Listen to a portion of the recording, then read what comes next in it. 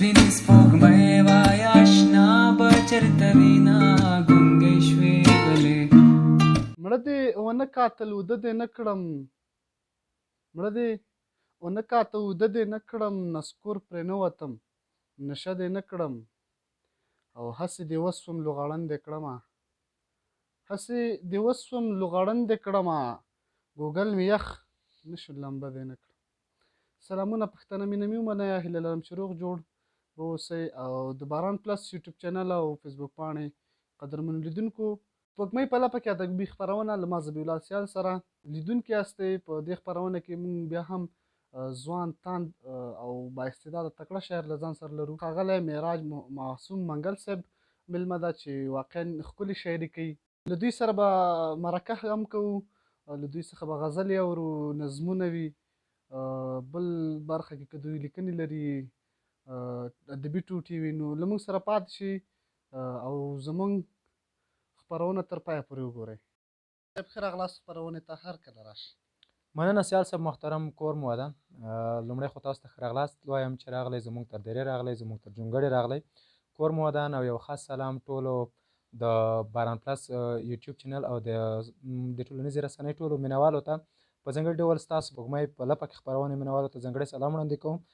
هیله ده چې ټول به روغ جوړ او صحتمند اوسي مننه کوم منګل صاحب آباد اوسئ تاسو هم مننه چې موږ ته مو وخت راکړ تر څو موږ تاسو خواته راشو یو د لیدونکو لپاره یو ادبي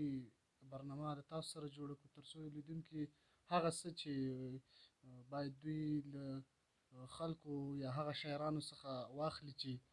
د دوی لپاره په آینده کې ګټور تمام شي نو د تاسو څخه هم نړۍ مننه منګل صاحب راځو ستاسو اثارو ته کوم اثر لرئ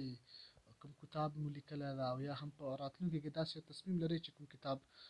ولیکئ او ستاسو څخه یو اثر پاتې شي سیال صاحب محترم دغه د کتاب د اثارو په باره کې باید دومره ووایم چې خپله زه یو اثر لرم د شعري ټولګه ده تقریبا تر سلو پورې غزلونه او یو نظم پکې دی د ماتو ارمانونو کیسې په نامه د کتاب نوم دی د ماتو ارمانونو کیسې یو شعري ټولګه لرم د هغه نه بغیر تقریبا 2 یا 3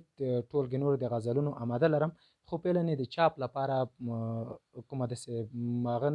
نه لرم هیله چې فعلا زر چاپ کم او تصمیم نه لرم فعلا د دې تصمیم مې نه دی نیولی چې زر د چاپ شي ولې په راتلونکي کې به ګورو چې وخت څه ډول فیصلې کوي که چېرې تقاضا وه نو امکان لري بیا چاپ کړم خو تقریبا تر 3 پورې نورې شعري ټولګې آماده لرم ډېر ښه منګل صاحب همداسې د قلم تاند او روان اوسه د لا بریاو په هیله مو مننه کور مو ودان سیال صاحب ستاسو نور کتابونه هم زه وګورم هغوی کتابونه مطالعه کړم یو څه شی هم موږ هم ترې زده کړو ټولنې ته هم یو څه شی پاتې شي منګل صاحب که راشو ستاسو د تعلیم برخې ته چې تر کومه کچه مو زده کړې کړي دي په کومه برخه کې مو زده کړې کړي سیال صاحب محترم تعلیم کچه مو تر لیسانس کچه مې زده کړې کړي د حقوقو په برخه کې د حقوقو په برخه کې د قضا او څارنوالۍ برخې څخه فارغ یم نو فعلا نور زده کړې مې د ماسټرۍ برخې ته مې زړه ده چې ماسټره ترسره کړم خو فعلا مې زده کړې تر لیسانس کچې پورې کړي دي ډېر ښه منګل صاحب تاسو یادونه وکړه چې ما د حقوقو پوهنځی لوستی ده او فکر کوم چې تاسو به ماسټري هم په همدې برخه کې کوئ زړه مې دی انشاءالله په همدې برخه کې ځکه چې کله په کوم مسلک کې سړی لیسانس کړي په خپل هماغه مسلک کې ماسټره وکړي نو ډېر به ښه وي منګل صاحب که اوس راشو د پښتو ادب ته ستاسو رشته حقوق ده او تاسو د پښتو ادب لپاره هم ډېر کار کړی ده یعنې غزل په برخه کې هم تاسو ډېر غزلونه لیکلي دي نو دا کوم داسې یو شوق و مینه تاسو پیدا کړله دې سره چې تاسو دې ته وهڅوله یعنې داسې یو روحیه یې درکړه چې تاسو باید د پښتو ادب لپاره هم کار وکړئ داسې کوم ملاتړ و داسې کومه هڅونه وه ستاسو تر شا سیال صاحب محترم زه چې کله په مکتب کې وم په ښوونځي کې وم د لیسې دوره تقریبا 8م صنف کې وم چې د شعر او شاعرۍ سره مې ډېره زیاته مینه پیدا شوه د ادبیاتو سره مینه پیدا شوه د لیکوالۍ سره مینه پیدا شوه هماغه وخت ما لیکنې شروع کړې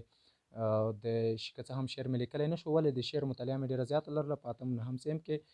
یوازینی علت زیاته مینه د شعر او ادب سره د پښتو د ادب سره د شعر او شاعرۍ سره زیاته مینه وه چې که د دې ترڅنګ نه یوازې دا چې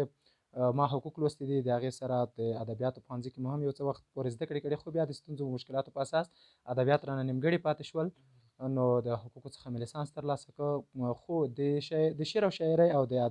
د لیکوالۍ یوازینی علت زیاته مینه د پښتو ادب سره وه او د شعر او شاعرۍ سره وه. ډېر ښه مننه منګل صاحب. راځو اوس تاسو نه یو غزل اورو چې کوم غزل مو انتخاب کړی ده. لیدونکي هم ستاسو د غزل په ډېر لیوالي چې ستاسو څخه دا غزل واوري او ستاسو په خپله خوله ډیپلومان شي. مننه سیال صاحب محترم. غزل شته دی، غزل دی وایي چې د مار بچي دې په مارانو باور نه دی پکار. د مار بچي دې په مارانو د مار بچي دې په مارانو باور نه دی پکار، ځنونه ساتئ په یارانو باور نه دی پکار. وایي د مار بچي دې په مارانو باور نه دی پکار، ځنونه ساتئ په یارانو باور نه دی پکار. ډریږم بیا به په وطن باندې بولی ووهي، څنګه ډریږم بیا به په وطن باندې بولی ووهي، د دې وطن په واکدارانو باور نه دی پکار.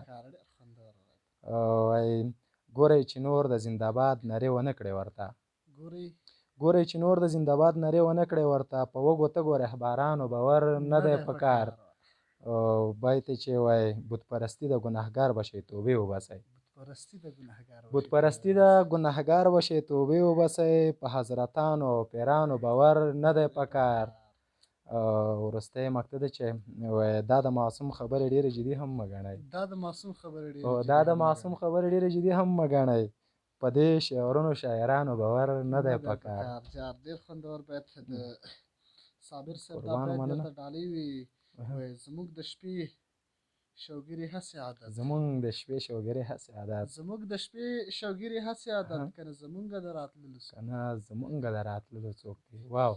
ډېره مننه منګل صاحب، آباد اوسې، ژوندی اوسې. منګل صاحب که چېرته موږ وګورو اوسني شاعران دي شعر لیکي، یعنې دوی غواړي د پښتو ادب ته خدمت وکړي، نو تاسو څه فکر کوئ چې دوی تر کومه کچه پورې او په کومه برخه کې د پښتو ادب لپاره کار کړی ده؟ آیا دغه کوم غزل یا نظم یا کوم نثر چې دوی لیکي آیا دا به د پښتو ادب یوه برخه وګرځېږي؟ د پښتو ادب لکه څنګه چې پخوانیو شاعرانو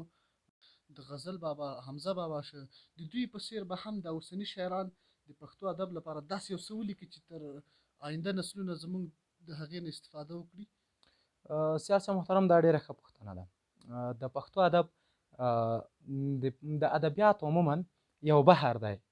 مونږ تاسو نشو کولی چې ادبیات را محدود کړو په شعر، یوازې په نظم، په غزل یا په بېلابېلو ژنرونو په یو ژنر پسې مونږ محدودولی نه شو. نو په ادبیاتو کې بېلابېل ژنرونه مونږ لرو. د پښتو په ادب کې که څه هم د نورو نړۍ د نورو ژبو په ادبیاتو کې څومره کار شوی، شاید د هغه په پرتله د پښتو په ادب کې کم کار شوی وي، خو بیا هم پخوانیو پښتنو شاعرانو لیکوالانو یو څه کار ورته کړی، اوسني شاعرانو لیکوالان هم کار کوي. خو په دې برخه کې زموږ ستاسو چې دغه یو برخه رښتیا هم ډېره بډایه برخه ده، ډېر زیات پکې کار شوی د غزل برخه ده. غزل برخه، غزل داسې یو برخه ده چې هغه دغه ما وویل که نه چې د ادبیاتو په داسې یو بحر ده چې تمامېدونکی نه دی. نو که څوک یو ځل ورګډ شول، دا دومره یو پراخ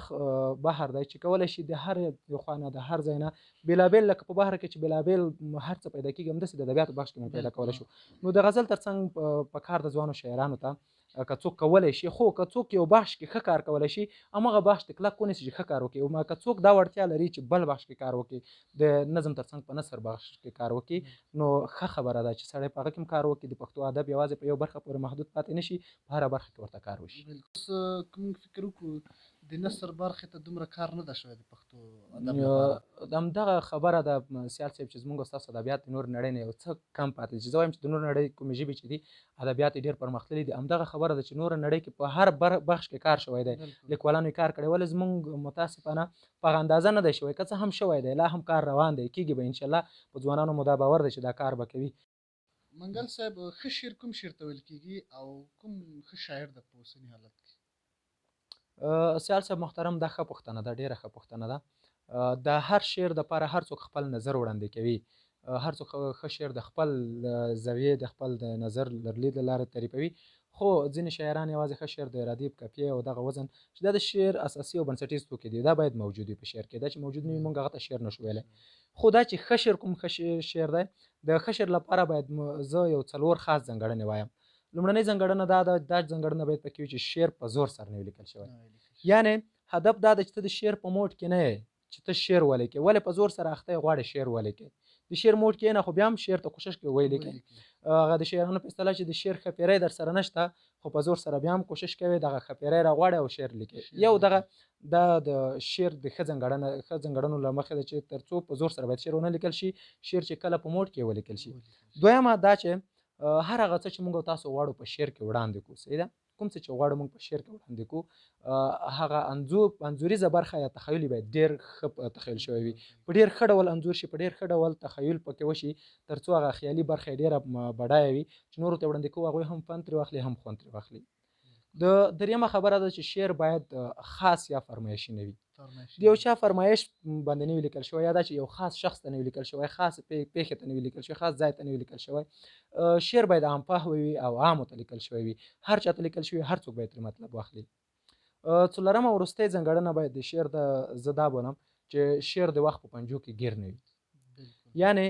هدف دا دی چې موږ او تاسو کوم شعر لیکو د وخت په تېرېدو سره خپل ارزښت او کیفیت له لاسه ورنه کړي. که چیرې شعر موږ او تاسو داسې شعر ولیکو چې یوازې وخت ته مو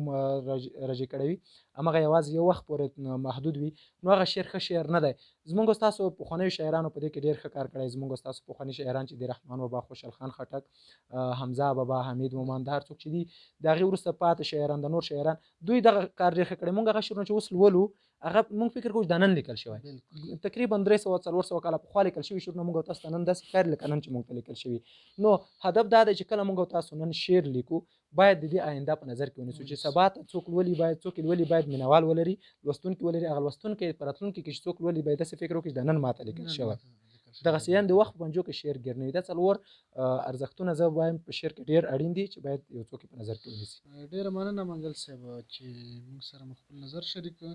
واقعا ډېرې ښې ځانګړنې مو تاسو وویلې د شعر په باره کې چې ښه شعر او ښه لیکوال څوک کېدلی شي. منګل صاحب راځو ستاسو یو غزل اورو.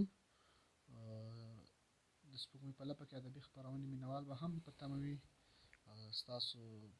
غزل ته. مننه سیال صاحب په سترګو. ولې نه، غزل دی وایي چې وایي که دا ځل ژمنه ماته کړې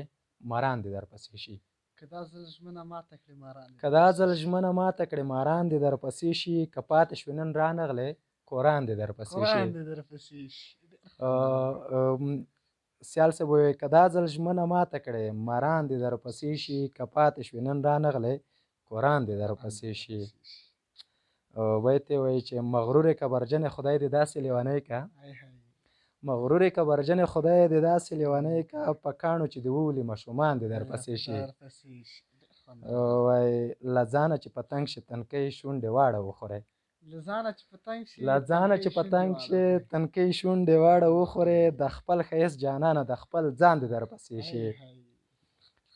وایي چې هر ارمان دې مات شي او د ګل ځواني دې خاورې، چې هر ارمان دې مات شي او د ګل ځواني دې خاورې، زما د زړه ازار او مات ارمان دې درپسې شي. وروستی مقطع ده. وایي مورجانې مې دعا کې راته ویل زما معصومه، مورجانې مې دعا کې راته ویل زما معصومه، د ټول کاروان سرلاری شه کاروان دې درپسې شي. مننه سیال صاحب. زبردست غزل و. منګل صاحب بیتونه درته ډالۍ وویل چې لکه یعقوب مې سترګې پټې شولې، لکه یعقوب مې سترګې پټې شولې، لکه یوسف به بیرته راشي که نه. واو، لکه یوسف به بیرته راشي که نه. او زما په اوږو پرښتې هر څه لیکي. واو، زما په اوږو پرښتې هر څه لیکي. زما پر اوږو پرښتې هر څه لیکي، ستا په دیدن دې لمونځ قضا شي که نه. واو، ستا په دیدن دې لمونځ قضا شي که نه. ډېره مننه منګل صاحب چې موږ ته مو وخت راکړ او موږ سره مو خپرونه ډکه کړه. په آخر کې ځوان شاعرانو او هغه خلک چې غواړي نوي دې ډګر ته راشي شاعرۍ، څه پیغام لرئ، څه ورته وړاندوینه لرئ چې دوی باید څه وکړي، په کومو لارو کومو طریقونو دوی کار واخلي تر څو ښه شعر ولیکلی شي او ښه تر ډېره وخته پورې دوی شعر پاتې شي. قربان مو سیال صاحب محترم، لومړیو کې د شعر هغه ځانګړنو باندې خبره ما وکړه، خو د دې له هر څه مخکې تاسو ته بیا هم ښه راغلاست وایم. تاسو د خدای راولي هر کله راشئ کور مو ودان چې راغلی زموږ تر جونګړې راغلی پیغام مو ځوانو شاعرانو نوو شاعرانو تنکیو شاعرانو ته دا دی چې دوی دې کوشش وکړي زیاته مطالعه دې وکړي پخواني شاعران معاصر کلاسیک شاعران د مطالعه کې دي دوی شاعري د مطالعه کې مطالعه یوازینۍ لار ده چې دوی ته ښه شعر ور پېژندلی شي چې ښه شعر چی دی د دوی فکر او تخیل هر څه چې دي په هغه ډېر زیات پراخولی شي نو زیاته مطالعه کولی شي د دوی سره په ښه شعر په لیکلو کې مرسته وکړي یوازینۍ لار ښه لار یې زیاته مطالعه کول دي او ترڅنګ یې دغه فکر لرلید ډېر مهم دی د دوی فکر باید په یو شي پورې محدود نه وي ډېر آزاد فکر ولري او شعر باید د یو شي په پنجو کې راګیر نه کړي نو کوشش دې وکړي چې ښه آزاد شعر دې ولیکي په آزاد ډول او زیاته مطالعه دې وکړي مننه ژوندی اوسئ د تاسو څخه منګل صاحب ډېره مننه کوم دا وه زموږ نننۍ خپرونه چې زما ذبیح الله سیال په کوربتوب تاسو ته وړاندې شوله تر بیا چې زه مو په خدمت کې حاضرېږم تر هغه وخت مو په پاک رب سپارم ښاد او بریالي اوسئ